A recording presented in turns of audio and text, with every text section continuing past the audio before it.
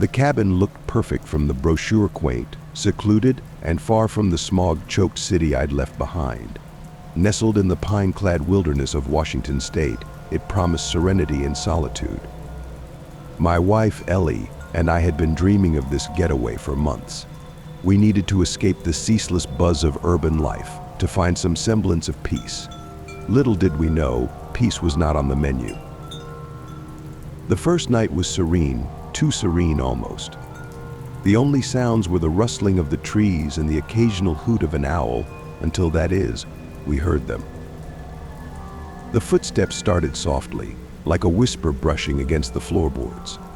I told myself it was just the cabin settling, old beams creaking. Ellie wasn't buying it. She had always been more sensitive to these things, and the look on her face was enough to chase away any lingering doubts. When the footsteps grew louder, I tried to shake off the creeping dread that had begun to curl around my spine. I slipped out of bed, my heart hammering in my chest, and padded quietly to the window. The night outside was pitch black, a smothering darkness that swallowed the cabin's modest beam of light. I squinted into the gloom, straining to see what might be making those sounds. That's when I saw a shadow on the roof. The figure moved in slow, deliberate steps, its silhouette stark against the pale moonlight.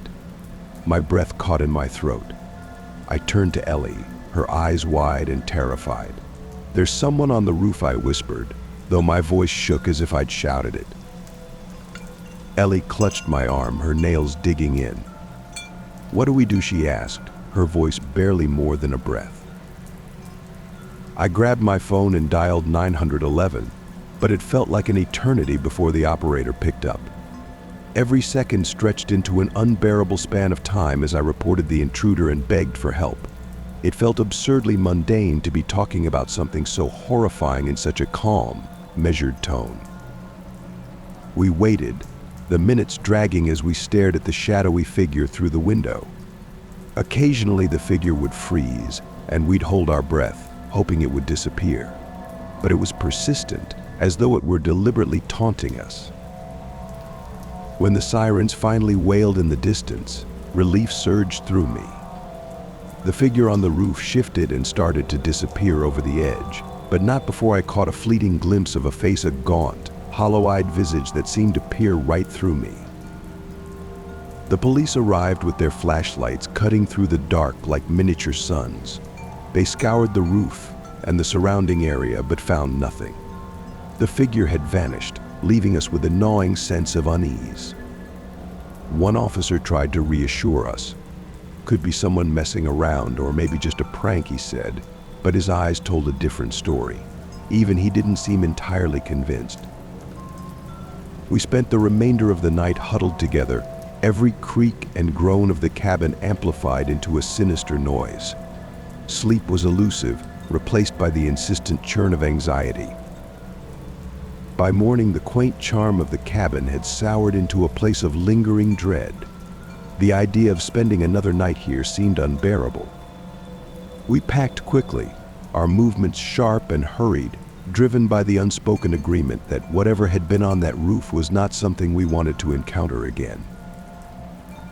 As we drove away, the cabin receded into the distance, its cheerful exterior belied by the darkness that had settled over us. The forest closed in around us like a suffocating shroud, and the echoes of that haunting night lingered in my mind. We never spoke much about it afterward, but the memory of the shadow on the roof remained, an indelible mark on what was supposed to be a peaceful retreat. The cabin was a beautiful facade hiding something much darker, a truth we had only glimpsed through the lens of fear. Now, as I sit here writing, I sometimes wonder if the shadows on that roof were just the beginning. What if there was something more lurking in the dark corners of the forest, something that had only just begun to awaken? As for us, we cut our vacation short and never returned. But sometimes, in the dead of night, I still hear footsteps. Not on the roof, but somewhere close, somewhere just beyond the edge of the darkness.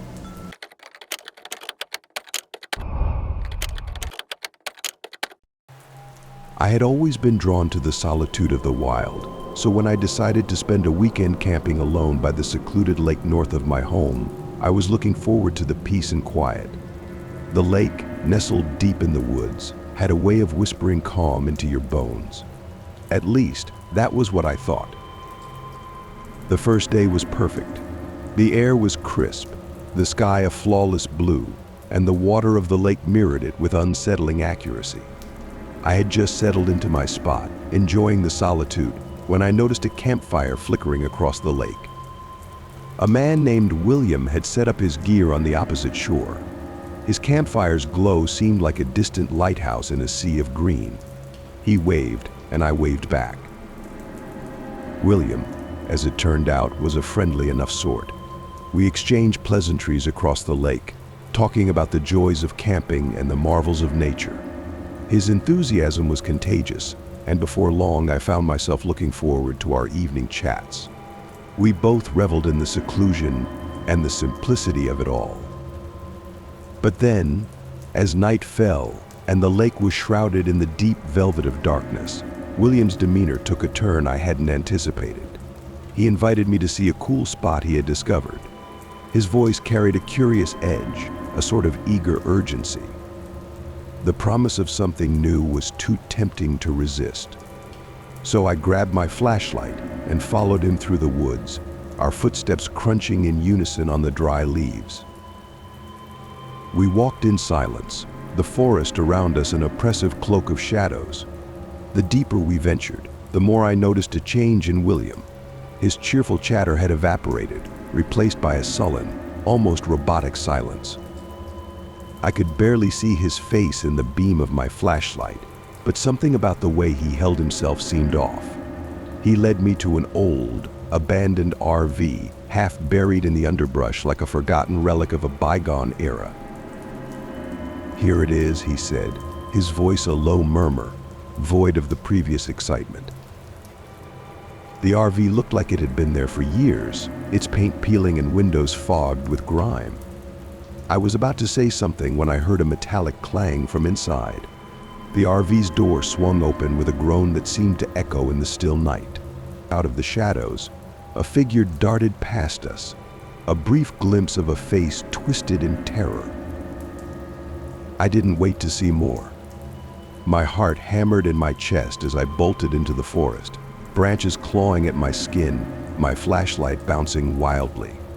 I ran until I could no longer hear the sounds of the RV or the mysterious figure. When I finally stopped, breathless and disoriented, I made my way back to my camp. What awaited me was a scene of pure dread.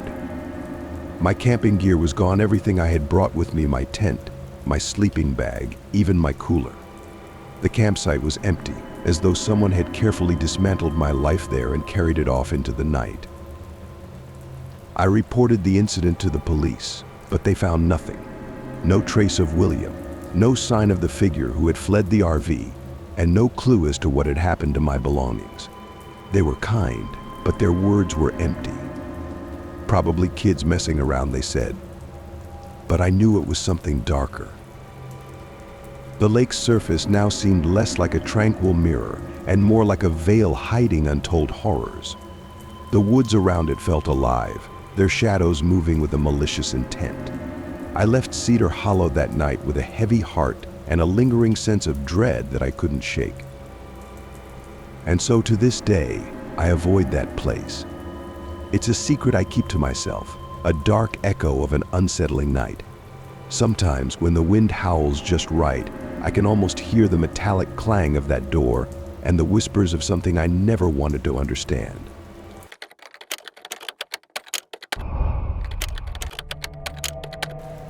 When my last roommate left, the house seemed to sigh with relief, stretching its old bones and settling into an eerie quiet that I hadn't quite appreciated before. It's funny how a change of scenery can sometimes reveal what's been lurking right beneath your nose. I had hoped solitude would bring peace, but instead it unearthed a disquieting secret, one that's etched itself into my memory like a jagged scar. It started on a night much like any other, the kind where shadows lengthen and stretch and the silence grows thick, almost suffocating.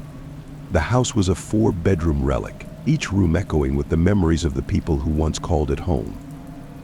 Now, it felt like a mausoleum, its vast emptiness amplifying the sounds that never used to be there. That night, as I lay sprawled across the couch, the only source of light a flickering TV screen, I heard it. At first, it was just a whisper, a sound so faint it could have been the house settling or the wind rattling the window panes. But then came a soft thud, followed by a rustling noise. I tried to brush it off, chalking it up to the creaking timbers or perhaps the cat of a neighbor. Except there was no cat. I don't have a cat. The noises grew more insistent, rhythmic almost, like the thumping of a heartbeat in the stillness of the night. I tried to ignore it, convincing myself that the house had simply adopted a new soundtrack in my solitary presence. But then I saw it. A dark, fleeting shadow darted past the doorway leading to the unused guest room. It was gone before I could process what I'd seen, a mere flicker of movement in the periphery of my vision. My heart skipped, and I felt a chill crawl up my spine, a whispering premonition that something was dreadfully wrong. I tiptoed down the hallway, each step a tentative plea for silence. The house seemed to hold its breath, the walls closing in with a foreboding weight. The guest room, always locked out of sheer neglect, was now the epicenter of my growing unease. I stood before it, hand trembling as I fumbled with the key. The door creaked open with a sound like a groan of despair, revealing the dim, dust-filled room. The air was musty, heavy with neglect. I shone my flashlight around, but the room was empty, just the remnants of old furniture draped in white sheets, like ghosts of past occupants. Yet the unsettling feeling wouldn't dissipate. The following days were a blur of paranoia and sleepless nights. I heard the noises again, always when I was alone, always at night. Each sound was a reminder that I was not alone, that someone or something was sharing this space with me. The atmosphere in the house grew thick with a sense of dread, the kind that gnaws at your sanity, whispering that something terrible is waiting just beyond the edge of your awareness. It wasn't until the police arrived that the full horror of the situation revealed itself. I had called them after a particularly disturbing night, when the noises had been accompanied by a peculiar, unsettling sensation of being watched. They conducted a thorough search, and what they found was more horrifying than anything my imagination could conjure. There had been someone living in the house, an intruder who had made one of the unused rooms their home. They had been in hiding, silently navigating the house while I slept, their presence a dark secret concealed behind the locked door. The police found evidence of their existence: personal items, food wrappers, and a makeshift bed. It was as if they had been living a double life, cohabitating with me without ever making their presence truly known. The intruder had slipped away before they could be caught, leaving behind only the remnants of their covert life. The police investigation confirmed that this intruder had been in the house for weeks, maybe even months. It was a chilling realization that my home had been a sanctuary for someone who was not supposed to be there, a silent observer whose existence had gone unnoticed until it was almost too late. Now, as I sit alone in this house, the silence is no longer comforting. It is a constant reminder of the hidden guest who once roamed these halls, a specter of paranoia that lingers long after the physical intruder has vanished. The house, once a place of refuge, now feels like a labyrinth of secrets and shadows, where every creak and whisper might be the echo of a presence that never truly left. I can't help but wonder, what if the intruder never really left? What if they're still here, somewhere in the dark corners of this house, watching and waiting? The thought is enough to make me question my sanity, to wonder if the real horror lies not in what we see, but in what we cannot. And so, I live with this uneasy companionship, my nights a restless vigil against the unseen. In the back of my mind, I keep waiting for the sound of footsteps in the dark, the flicker of a shadow at the edge of my vision. The house may be empty, but its secrets remain, haunting me with the knowledge that sometimes the greatest terrors are those that hide in plain sight.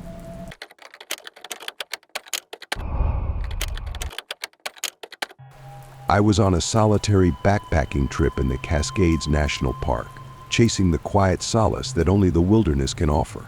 It was late summer, and the days were long, filled with an abundance of sunlight and the crisp, clear air of the high mountains. The kind of air that makes you believe you're alone, even when you're not. The first night was uneventful. I set up my camp in the usual spot, a clearing with a fire pit and a view that made the hike worth it. That evening, as I sat by the fire, I encountered a man who looked like he'd been on the trail for a while. He was thin, his face weathered from the sun, and his gear was worn but functional. He was heading to the trail peak the next day, he told me, and he had a small, almost nervous smile as he spoke. I remember the way he talked about the summit like it was calling to him, something he couldn't ignore. I nodded and wished him well, watching him retreat into the darkening woods, his silhouette slowly swallowed by the dense forest. The next morning, I packed up my gear and made the ascent to the peak. The sky was a clear blue, unmarred by clouds, and the trail was deceptively easy. I reached the summit by midday, and as the sun dipped lower in the sky, I set up my tent with the intention of staying there the night. The solitude was peaceful, almost luxurious in its silence. But as the day turned to night, I noticed an unsettling quiet. No birds sang, no wind rustled through the trees. It was as if the world had held its breath. My thoughts wandered back to the man I had met, and I wondered if he had made it to the peak. The next morning, I descended back to the campsite where I had met him. The forest seemed to stretch endlessly in every direction, and the air had a weight to it, as though it was holding on to something unsaid. The campsite was deserted. The tent was still pitched, but the man's belongings were missing. The only sign of life was a faint, erratic beam from a headlamp lying in the dirt, flickering weakly, as though it had been recently abandoned. I felt a shiver crawl up my spine. My instincts, honed by years of solo hiking, told me something was wrong. I scanned the perimeter of the campsite, my eyes straining to penetrate the encroaching darkness of the woods. That's when I saw it, a shadow among the trees, still and watching. The shape of it was indistinct, like a smudge on the edge of my vision, but it was unmistakably there. It was as if the forest itself was watching me, waiting for me to do something foolish. I knew I had to leave. The sense of being observed grew more intense with every step I took away from the campsite. I hurried back to my own camp, constantly glancing over my shoulder, the uneasy feeling burrowing deeper into my gut. When I reached the ranger station, I reported the missing man. They took down my account and said they'd send a search party. But as far as I knew, the search turned up nothing. No sign of the man, no clue as to where he might have gone. The forest had swallowed him whole. Weeks later, the rangers called off the search. They had no leads, no theories, only the cold, hard fact that the man had vanished without a trace. I tried to put it out of my mind, but the feeling of being watched never left me. Every time I ventured into the woods after that, every rustle in the underbrush, every fleeting shadow in the trees, felt like a reminder of that fateful encounter. The Cascades are full of secrets, old as the land itself. Some of those secrets are meant to stay hidden, and some of them, well, some of them are better left alone. I've never returned to that peak, and I don't plan to. There are some places that should remain undisturbed, and some memories that should be left in the shadows. And sometimes, as the sun sets and the shadows lengthen, I find myself wondering if there's a man still out there, wandering through the trees, searching for something he'll never find. Or maybe it's just the forest itself, always watching, always waiting for the next unsuspecting soul to cross its path.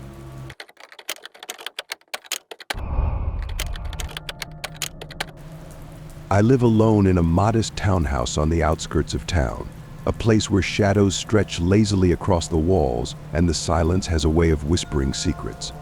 Most nights I find solace in the quiet, but tonight was different. Tonight, the silence felt like a shroud, wrapping itself around my throat, tightening with each passing second. It began with a sound and unremarkable noise at first, like the distant thud of something heavy falling, or perhaps a muffled shout. I dismissed it as the house settling or maybe a stray cat, but the noise persisted. My ears strained to catch the rhythm of it. The house, my sanctuary, seemed to breathe in tandem with my growing unease. I glanced at the clock. It was past midnight, and the city outside was cloaked in its usual nocturnal hush. The streetlights cast a ghostly glow through my living room window, their dim light barely penetrating the darkness inside. I walked toward the sound, each step echoing louder in my mind than in the quiet house. When I reached the living room, my heart nearly stopped. There, on my old, worn-out couch, sat a man. His face was obscured by the shadows, but I could see the outline of his figure, slouched in a way that suggested he was both comfortable and out of place. He had come in through the front door, which was now slightly ajar, a detail that filled me with a cold dread. Panic surged through me, an icy tide that paralyzed my limbs for a moment.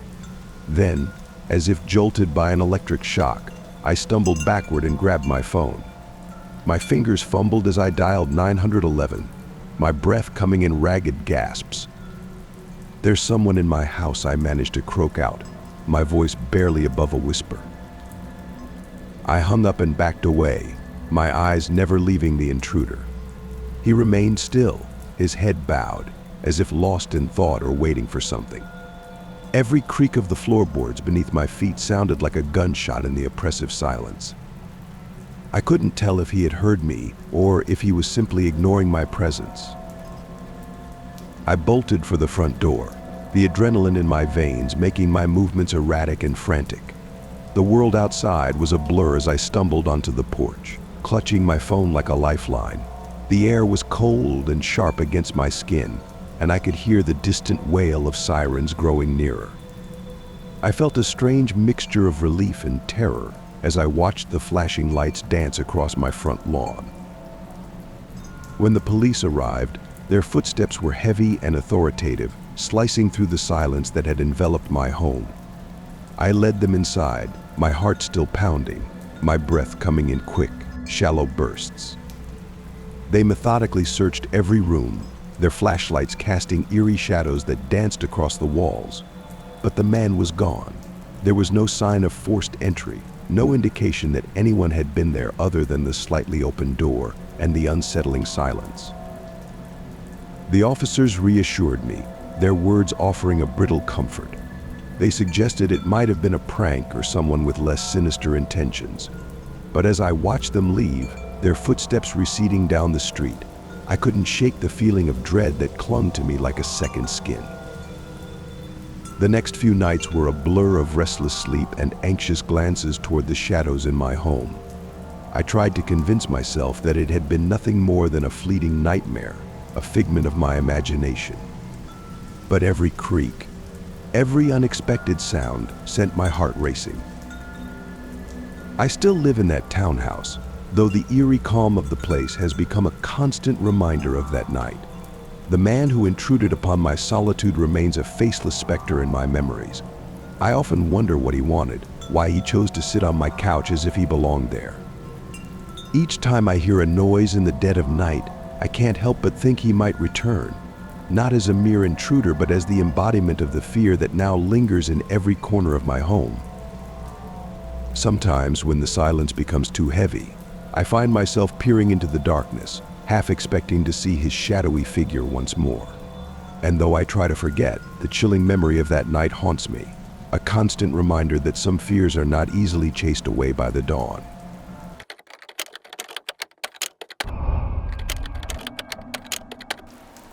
When I was a kid, I'd always been told to trust the police. They were our guardians, our protectors, the men in blue who kept the world a little safer. But the night I met Officer Jacobs, or at least that's what he said his name was, those childhood lessons were about to be torn to shreds. It was a chill evening in October, the kind of cold that seeps into your bones and makes you question the coziness of your own home. I remember sitting on the couch, wrapped in my blanket, watching some mindless TV show. My parents were out, and the house was quiet, save for the faint hum of the refrigerator and the occasional creak of the old house settling. Then, there was a knock at the door. Not the casual kind that you get from friends dropping by, but a firm, authoritative knock that seemed to echo through the empty rooms. I glanced at the clock. It was past 9. The only people who came knocking at this hour were the ones we knew well. The hairs on the back of my neck prickled with unease. I peeked through the peephole and saw a man in a disheveled police uniform standing on the porch. His hair was unkempt and his clothes were rumpled, as if he had just rolled out of bed, but it was his eyes that set my nerves on edge. They were too wide, too intense, like he was trying too hard to look earnest. "Hello there," he said through the door, his voice carrying a false note of cheerfulness. "I'm Officer Jacobs. I need to conduct a search of your home." My mind raced. Why would a police officer need to search our house at this hour? It didn't make any sense. "Do you have a warrant?" I called back, trying to keep my voice steady. "No, but it's very important. There's been a disturbance in the area, and I need to check your place for any signs of." "No," I interrupted, my heart pounding in my chest. "I'm calling the police station right now." I hurried to the phone and dialed 911. My hands were shaking so badly I almost dropped the receiver. The operator answered, and I told them about the man on our porch. She assured me that they'd send someone right away. I turned back to the door just in time to see Officer Jacobs' face pressed against the glass. His expression had shifted from feigned concern to something darker, something more menacing. His eyes bore into mine, and he mouthed something that I couldn't quite make out, but the look on his face was unmistakable, a predator caught in a moment of frustration. I backed away from the door and locked it with trembling fingers. I didn't move from the hallway, where I could still see the front door but be out of sight. My mind raced through every horror story I'd ever read, imagining the worst possible scenarios. What if he tried to break in? What if he had a weapon? The minutes felt like hours as I waited for the real police to arrive. Every little sound made me jump creaks of the floor, the wind rattling the windows. The only thing louder than the pounding of my heart was the eerie silence that followed the man's departure. It was as if he was waiting just out of sight, ready to pounce when I least expected it. Finally, there was a new series of knocks, this time from real police officers. I opened the door, and they were greeted by concerned faces and a flurry of questions. The officers quickly took stock of the situation, their expressions growing serious as I described Officer Jacobs and his odd behavior. One of the officers made a call, and within moments they confirmed that no such officer named Jacobs was on duty that night. The man who had come to our door was an imposter, a dangerous one at that. He had a record, and his MO involved targeting homes where he knew the occupants were alone. They assured me that they'd caught him in the area, and I later learned he had confessed to trying to kidnap me. The thought of it still sends chills down my spine. He had been close, so close. Even now, years later, I still remember that night vividly. The sight of his face pressed against the door, his eyes wide and desperate. It serves as a haunting reminder of how trust can be easily shattered and how danger can come knocking when you least expect it. Sometimes, when the wind howls through the trees or a shadow crosses the street, I wonder if he's out there somewhere, still prowling. And though I've long since grown up, I can't shake the feeling that there are some lessons you learn too late, and some things that should never be trusted, like a man without a badge.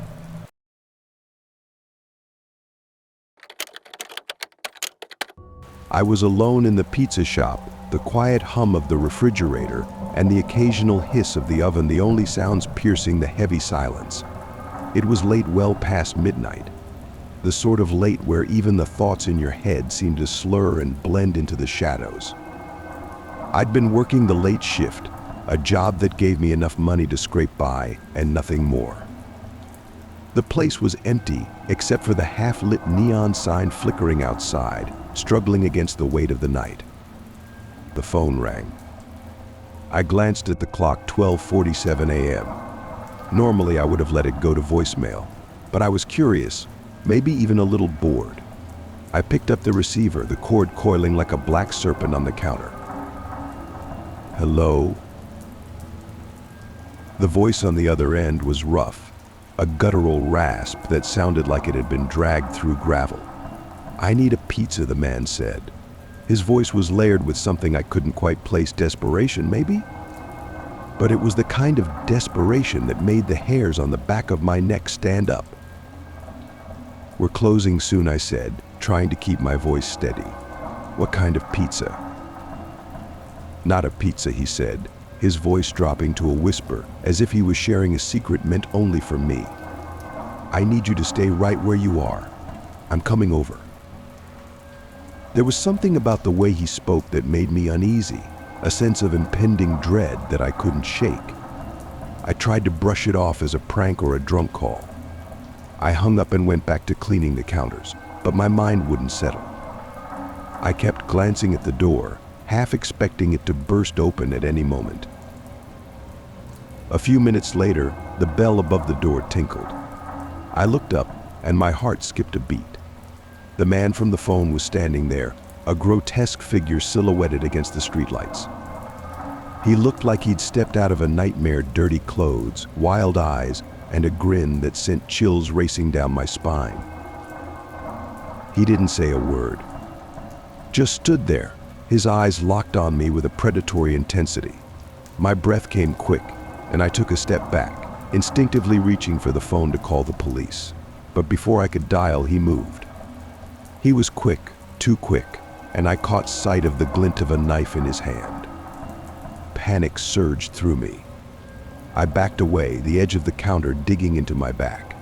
I had no idea what he wanted, but it was clear that whatever it was, it wasn't good. His movements were erratic, almost frantic, as if he was driven by a force I couldn't see. Just when I thought I was done for, the door swung open again. A regular customer, old Mr. Henderson from the neighborhood, walked in, his face crinkled with concern as he glanced around. The man with the knife froze, his gaze shifting from me to Mr. Henderson. For a moment, there was a tense standoff. I could almost hear the ticking of the clock in the corner, counting down to whatever would come next. The man's eyes darted around, his face twisting into a snarl of frustration. Then, as quickly as he had come, he turned and fled through the door, leaving a cold draft in his wake. I watched him disappear into the night, his car screeching away, as if the darkness itself was swallowing him up. Mr. Henderson was beside me in an instant, his hands trembling as he tried to calm me down. I could barely speak, my words coming out in choked gasps. He had a knife. He wanted something. "It's all right," Mr. Henderson said, his voice steady. "We'll call the police. You're safe now." The sirens wailed in the distance, growing louder as they approached.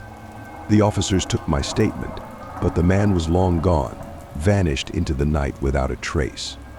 They left with assurances that they'd find him, but I knew better. People like him don't just disappear, they linger, like a bad dream that refuses to fade away. I stayed up the rest of the night, the shop empty and quiet once more. The shadows seemed thicker, the darkness deeper. The phone remained silent, a mocking reminder of the terror that had invaded my night.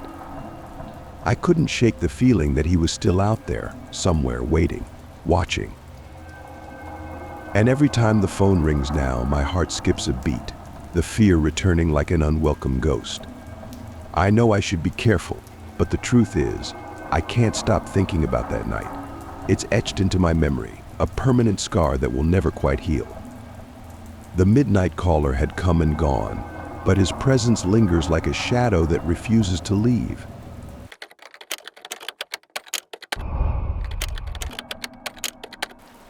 I always thought the old porch swing had a way of making the night feel more profound.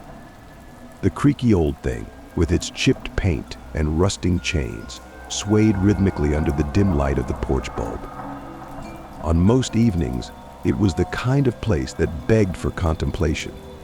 Tonight, though, it felt different, thicker somehow, like the air itself was loaded with secrets waiting to be unearthed. It was supposed to be a quiet night. My roommate was off on a weekend trip, and I'd promised myself a night of solitude unmarred by the usual interruptions. The sky above was a velvet canopy splattered with stars, the kind of night where you could almost hear the universe humming along. But serenity, as it turns out, is a delicate veneer, easily shattered. I was engrossed in a book, the kind that always made me forget the passing hours. The occasional rustle of the pages was my only companion. Then, without any preamble, the stillness was broken by a sound that didn't belong, a faint, rhythmic thudding. At first, I thought it was the old house settling, or maybe a branch tapping against the window.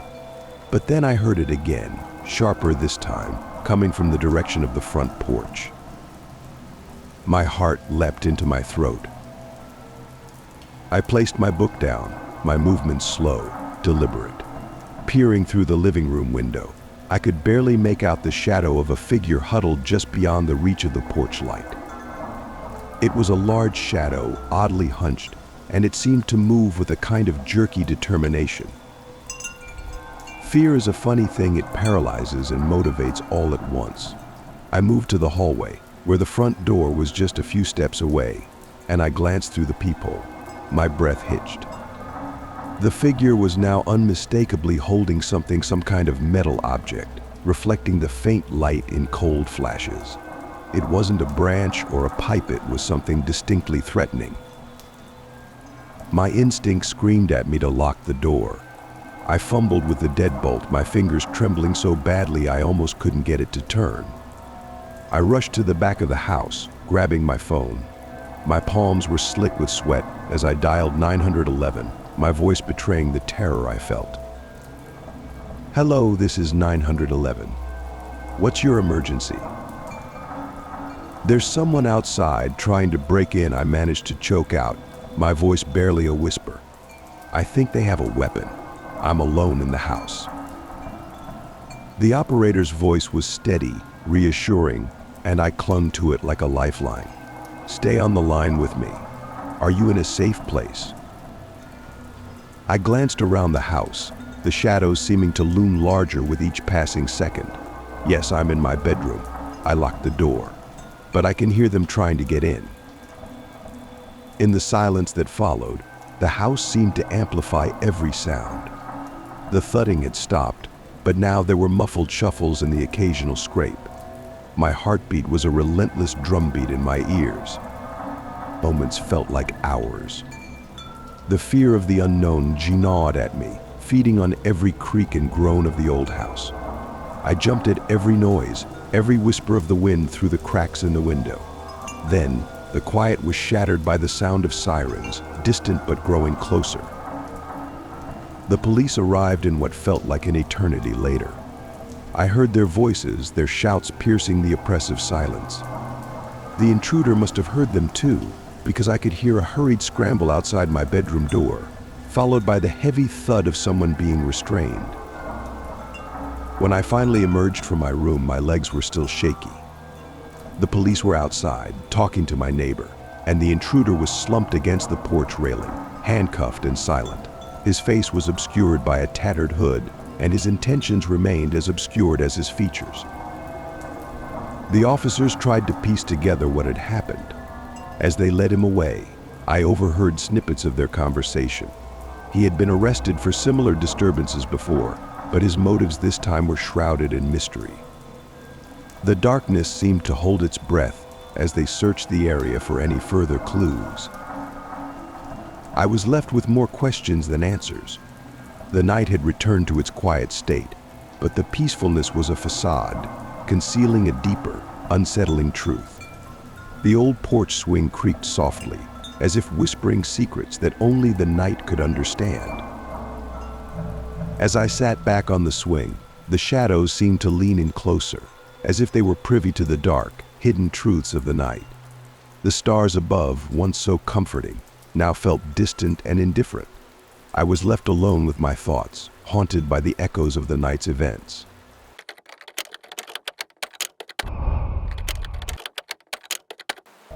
I'd picked this place on a whim, an Airbnb nestled in the shadow of a desolate town, a forgotten corner of nowhere that promised peace. Peace, indeed, though not the kind I'd expected. The house stood alone at the end of a winding road, flanked by dense woods that whispered with the secrets of the past. The silence was thick, almost palpable, like an unseen shroud. The first night was uneventful, but it left a gnawing sense of unease. I couldn't shake the feeling that something, or someone, was lurking just beyond the edges of my vision. It wasn't until the following evening, as dusk draped itself over the land like a heavy curtain, that I saw him. A figure stood motionless in the middle of the road, silhouetted by the fading light. He wore a long coat that flapped around his ankles, and his face was obscured by the brim of a weathered hat. He might have been waiting, or maybe just lost, who could say. I kept my distance, my eyes darting back to him as I pulled the door shut behind me. That night, I lay awake in bed, the quiet almost unbearable. Sleep finally claimed me, though it was a fitful slumber riddled with unsettling dreams. When I awoke to the chill of the early morning, it was with a start. The house seemed off, somehow. The silence was too profound, almost like a warning. Creeping into the living room, I was met with a sight that turned my blood to ice. There, in the dim light of dawn, was a man rifling through my things. He was dressed identically to the figure I'd seen earlier, same long coat, same hat pulled low. His presence was an intrusion more profound than any break-in. It was as if he'd stepped from the shadows of my own fears. Panic surged through me like a wild beast, and I acted without thinking. I darted to the nearest window and shoved it open with all my might. The cold air hit me like a slap, but I didn't care. I scrambled through the opening, landing awkwardly on the grass outside. I glanced back to see the intruder's shadowy form moving through the house, searching, relentless. The police arrived quickly after my call, their presence a stark contrast to the terror I'd just escaped. They found evidence of the break in a messy trail of disturbed belongings and signs of hurried theft. They scoured the area, but the man was gone, swallowed by the darkness that had cloaked him. Their investigation hinted at something more sinister than mere theft. They found traces of a plan, an intent that went beyond simple burglary. It was as if the intruder had been watching, waiting for the right moment to strike. The house, with its silent rooms and hidden corners, had been a stage for his grim performance. As the days passed, the shadows of Elm Street seemed to grow longer, darker. I left the town with a shiver running down my spine, the memory of that night etched into my mind.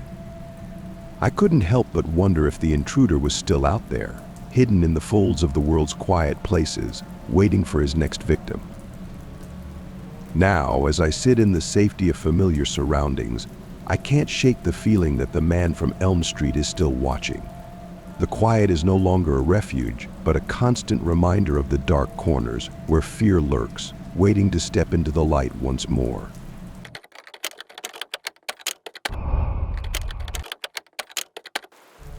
I was 14 when I first realized that the woods behind our house could be more than just a tangled mess of trees and underbrush. I remember it clearly, one of those sweltering summer afternoons that seemed to stretch endlessly, where every sound felt magnified, like the world was holding its breath in the thick, sticky air. Mom and Dad had left for a quick run to the store, and I was supposed to be cleaning my room, but I had this gnawing itch to escape. The room felt like a cage, and I could almost hear the walls whispering about all the things I had yet to discover in the woods. So I slipped on my sneakers and ducked out the back door. The sunlight filtered through the canopy of leaves, casting dancing shadows on the ground as I trudged along the narrow trail that wound through the trees. It was my secret path, a place where I could be alone with my thoughts and the occasional stray squirrel or two. That day, though, there was something different in the air, an unsettling stillness that seemed to suck the life out of everything. It was like the forest was waiting for something, and I was too young and too dumb to notice. As I walked, I noticed him, a man standing just off the trail, hidden partly by the shadows. He was tall and thin, his clothes hanging off him like they were 2 sizes too big. I could barely make out his face, but something about him made my skin prickle with unease. I wanted to turn and run, but my legs felt like they were glued to the spot. He watched me with eyes that glinted in the dim light, and I could almost swear I saw a faint smile tugging at his lips. It wasn't a friendly smile, more like a grimace. "Hey, are you lost?" I called out, trying to sound braver than I felt. My voice came out too squeaky, like a child's voice from a bad dream. The man didn't answer. Instead, he turned and disappeared into the trees. I waited a few moments, my heart pounding in my chest, before deciding it was time to head home. I couldn't shake the feeling that I was being watched, even as I made my way back to the house. When I got inside, I tried to shake off the encounter. I told myself it was nothing, just a creepy guy in the woods. But as the afternoon wore on and the shadows grew longer, I couldn't shake the sense of dread that had settled over me. The house felt too quiet, and every creak of the floorboards seemed magnified in the stillness. I was in the living room, trying to distract myself with TV, when I heard a faint scratching sound coming from the back of the house. My heart leaped into my throat as I recognized the sound of something being dragged across the door. It was almost like nails on a chalkboard, and it made my whole body go cold. I tried to convince myself it was just the wind or maybe a branch brushing against the window, but the scratching grew louder, more insistent. I could hear the faint thud of something heavy being shoved against the door, and the metal handle rattled as if someone was trying to force it open. Panic surged through me. I grabbed the phone and dialed 911 with shaking fingers, my voice coming out in frantic, breathless gasps as I described the sounds in my earlier encounter with the strange man. The operator assured me that help was on the way, but I didn't feel any better. My eyes darted around the room, searching for anything that might serve as a weapon, though I knew deep down that a baseball bat wouldn't do much against whatever or whoever was outside. The noises stopped abruptly, leaving an eerie silence in their wake. I crouched in the corner of the living room, my heart pounding so loudly I was sure it would give me away. After what felt like hours but was probably only minutes, the sound of sirens filled the air. I rushed to the door to let the police in, my hands still trembling as I described everything to them. They searched the house and the surrounding area but found no trace of the intruder. The man I had seen was nowhere to be found, and the only evidence of his presence was a few smudged fingerprints on the door handle, which the police said could have come from anyone. They left after a few hours, promising to increase patrols in the area, but I knew deep down that it wasn't going to change anything. That night, I lay in bed with every light in the house blazing, unable to sleep. The shadows on the walls seemed to twist and writhe, taking on forms that danced just beyond my line of sight. I kept thinking about that man, about the way his eyes had glinted with something like malevolence. I tried to tell myself it was all in my head, that maybe it was just some weird coincidence. But as the night dragged on and the shadows seemed to grow darker, I couldn't shake the feeling that he was still out there, somewhere, watching and waiting. In the years since, I've learned a lot about fear and the way our minds can play tricks on us. But every time I hear a scratching sound or see a figure lurking in the corner of my vision, I'm reminded of that summer day, the day I learned that sometimes the shadows in the trees are more than just a trick of the light. And sometimes they're waiting for you to come too close.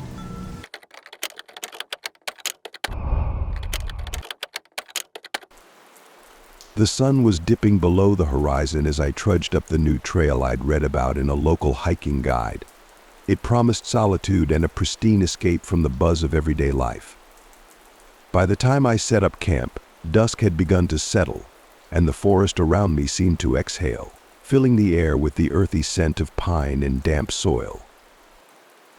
I was arranging the last of my gear when I noticed something odd, a figure moving along the trail.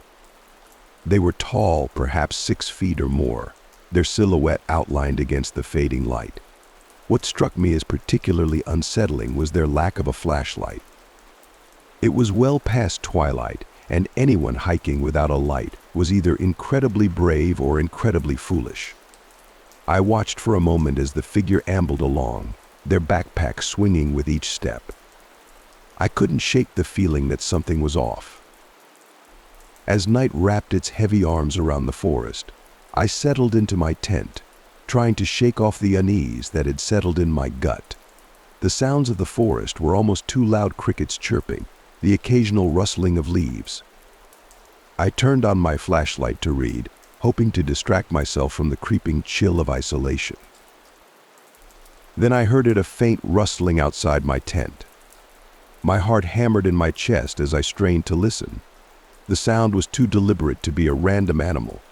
I slipped out of my sleeping bag and crouched by the tent's zipper, holding my breath. The rustling grew louder, closer.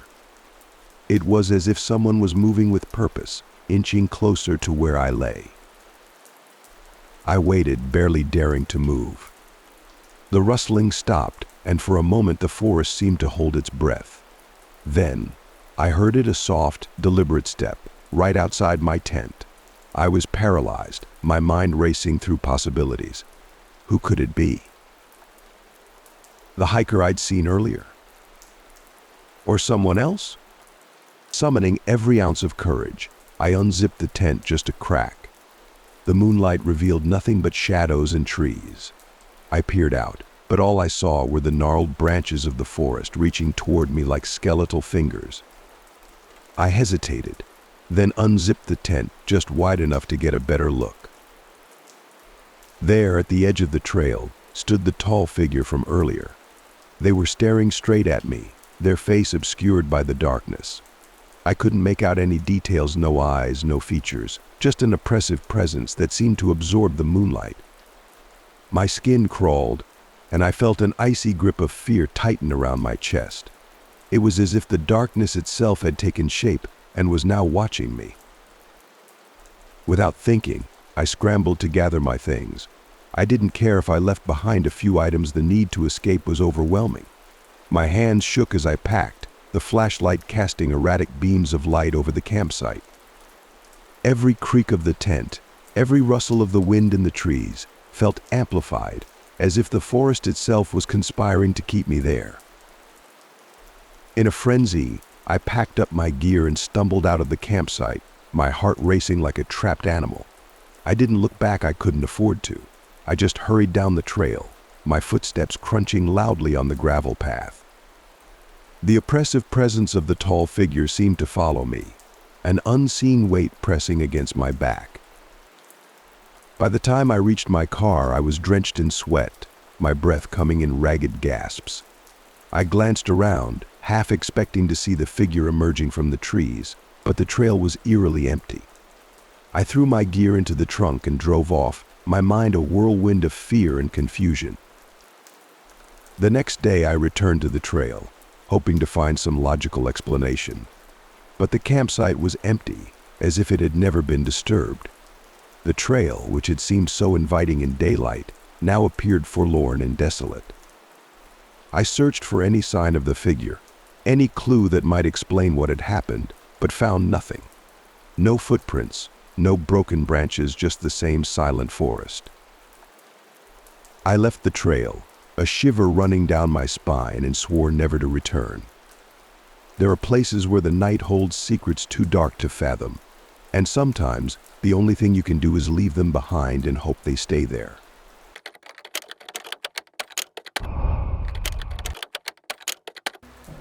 It was one of those overcast days where the sky seems to hunch over, draped in a sickly gray blanket, and the wind blows through the trees like it's whispering secrets. I remember it well because at the time I had just settled into my new house on the outskirts of town, a fixer-upper I'd bought at a price that seemed almost too good to be true. Little did I know how right that was. The first knock came just as I was starting to get comfortable, with the remnants of packing boxes scattered around the living room like forgotten sentinels. It was a loud, deliberate knock, the kind that rumbles through your bones. I went to the door, expecting to see a package delivery or maybe a neighbor welcoming me to the neighborhood. Instead, there stood a man tall, broad-shouldered, and covered in a web of tattoos that looked like they'd been etched into his skin by a very angry artist. He didn't introduce himself or give a reason for his visit. All he said was, "Just checking in then." Without waiting for a response, he turned and walked away, leaving me with a sinking feeling in my stomach. I chalked it up to an odd encounter and went back to unpacking. But later that evening, as the house began to sink into shadows, I noticed something off. The back door, which had been securely locked earlier, was now cracked open just a sliver. And then I saw them strange, deep-set shoe prints on the floor leading from the door to the hallway. My pulse quickened as I crouched to examine them. They weren't mine, nor did they match any pattern I'd seen before. A creeping dread curled around my spine, and I knew I wasn't alone. The prints led me to the hallway, and that's when I saw him again. He was just standing there, blocking the light from the living room. His face was a storm cloud of anger, eyes flashing with a wild, untamed rage. "Why are you here?" I demanded, my voice cracking. The man didn't answer. He just advanced, and the look on his face made it clear that he wasn't there for a friendly visit. Panic surged through me. I turned and bolted for the phone, my heart thundering in my chest. I fumbled for the receiver, my fingers slick with sweat. When the police arrived, the house was as it should have been, silent and still. The man was gone. I told them everything I could remember, but they found no trace of him. It wasn't until later that I learned the full story. The man had a rap sheet longer than my arm, filled with break-ins and violent incidents. He was a ghost of nightmares, a predator lurking in plain sight. That night, sleep eluded me. I lay in bed, staring at the ceiling, the silence of the house now a gaping void. Every creak of the floorboards, every whisper of the wind outside, made my heart race. I thought about the man's cold, unfeeling eyes and the way he had looked at me as though he was marking me, like prey. The days that followed were a blur of paranoia and dread. I installed new locks, fortified windows, and avoided leaving the house alone. Yet, despite my efforts, the fear remained a persistent shadow that followed me from room to room. Every time a knock echoes through the house now, my heart skips a beat. I've learned to live with it, this constant, gnawing fear that something or someone might slip through the cracks of my carefully constructed defenses.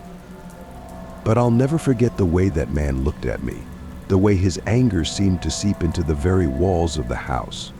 It was as if he had left a part of himself behind, and that part was a dark stain on my soul. I try not to dwell on it, but sometimes, late at night, when the house is quiet and I'm alone with my thoughts, I can't help but wonder, was he really gone? Or is he still out there, waiting for the right moment to come back, to finish whatever it was he started? I don't know, and maybe that's the scariest part of all.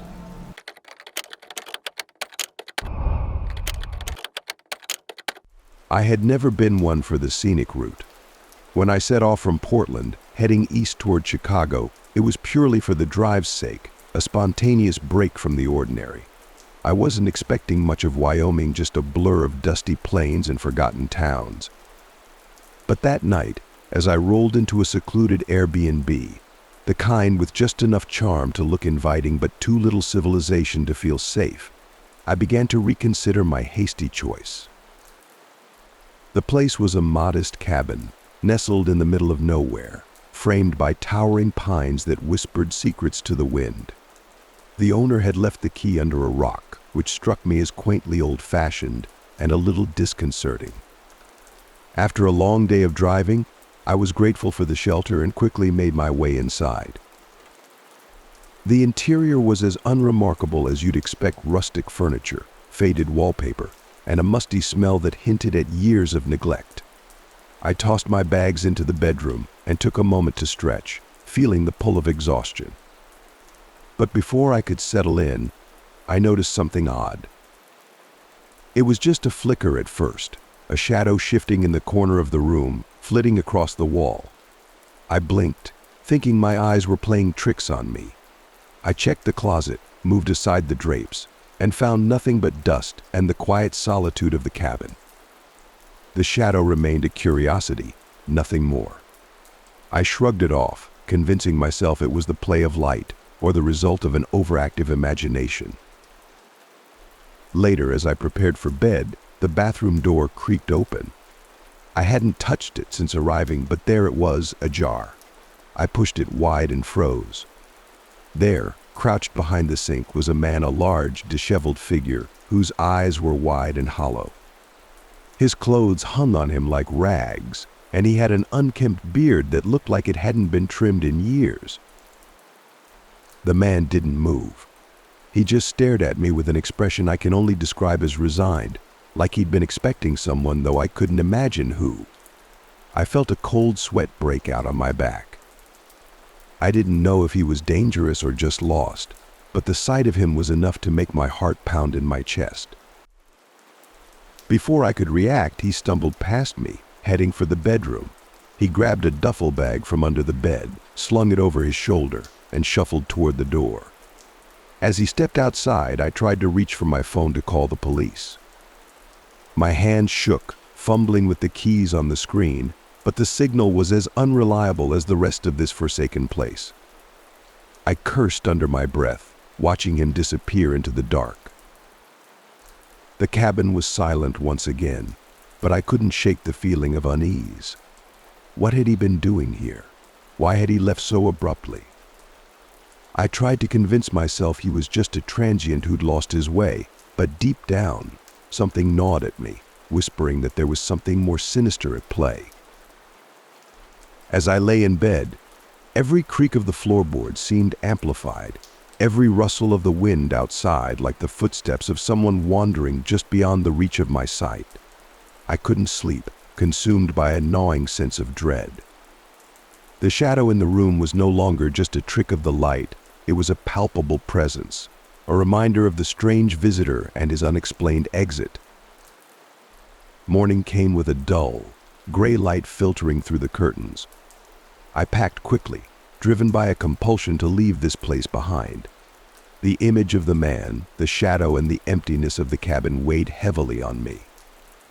As I drove away, I couldn't help but glance in the rearview mirror, half expecting to see the man standing by the road, watching me leave. It wasn't until I was well on my way, and the cabin was nothing more than a distant memory, that I let myself breathe a little easier. But the questions lingered about the man, his bag, and the shadow that had moved in the room. And the more I thought about it, the more it seemed that my impromptu road trip had led me not to a quaint getaway, but to a place where the past was unwilling to stay buried, where the ordinary was shadowed by the unsettling. I tried to put the night behind me, but as I reached the bustling streets of Chicago, I couldn't shake the feeling that the man hadn't just left the cabin. I felt deep in my bones that he had left something else behind, a lingering presence, a silent reminder that sometimes the most unsettling horrors are the ones that never truly leave us.